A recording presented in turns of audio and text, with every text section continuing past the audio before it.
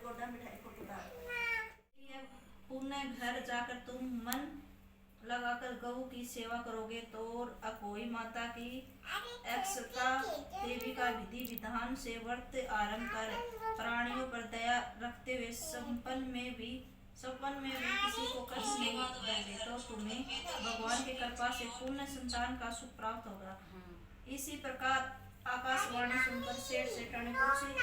ऐसा असंचित हो गए और भगवती देवी का स्मरण करते हुए घर को चले आए। इसके बाद श्रद्धा भक्ति से न केवल कोई माता का व्रत अपितु गौ माता की सेवा करने में भी उन्होंने आरंभ कर दिया तथा जीवों पर दया भाव रखते हुए क्रोध और दोष का सर्व परित्याग कर दिया। ऐसे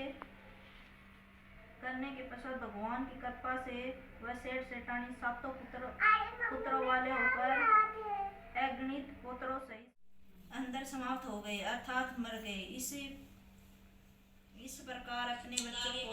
ऐसने काल के मुहूर्त में समाये जाने पर जेठ जेठानी इतने दुखी हुए कि उन्होंने किसी तीर्थ पर जाकर अपने प्राण गंवा देने उचित समझा। इसके बाद वह घर छोड़कर पैदल ही किसी तीर्थ की ओर चल दिए और खाने की ओर कोई ध्यान न देकर जब तक उन्होंने कुछ भी शक्ति और साहस न रखा तब तक वह चलते ही रहे और जब वह पूर्णतः अशक्त हो गए तो वह अंत में मूर्छित होकर गिर पड़े। उनकी ऐसी दशा देखकर भगवान करुणा सागर ने उसकी मृत्यु से बचाने के लिए उनके पापों का अंत किया और इसी अवसर में आकाशवाणी हुई कि हे सेठ तेरी सेठानी ने मिट्टी खोदते समय ध्यान न देकर सही के बच्चे को एक दिन उसकी स्त्री खदाने में मिट्टी खोदने के लिए गई और जो ही उसने जाकर वहां कुंदाली मारी तो ही सही के बच्चे कुंदाली की चोट में सदा के लिए सो गए। इसके बाद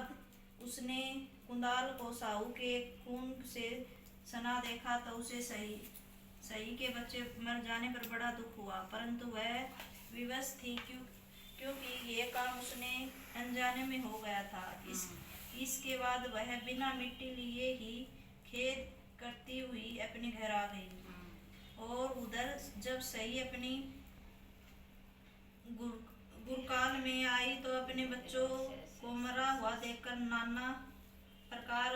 से विलाप करने लगी और ईश्वर से प्रार्थना की कि जिसने मेरे बच्चों को मारा है उसे भी इसी प्रकार का कष्ट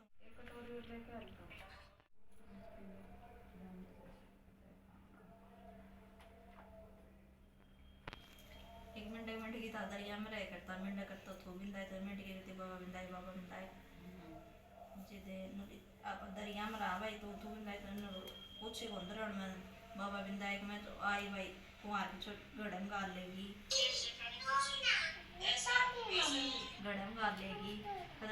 रंधन लगा चूल्हा पर धरती और फिर समर मिंडी की तरह दोनों जना समर लग गया बाबा भगवान